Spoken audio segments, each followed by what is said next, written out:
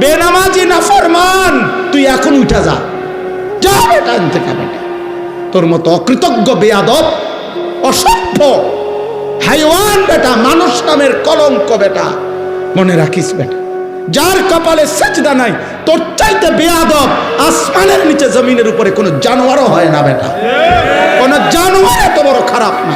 কোন কুত্তারে জিজ্ঞাসা করিস, কুত্তা, যে কুত্তা তুই সেজদা দেস না কেন, কুত্তা তোরে পাল্টা বলবে আমারে আল্লাহ সেজদা দিতে বলে নাই না ফরমান, এই জন্য আমি কুত্তা সেজদা দেই না।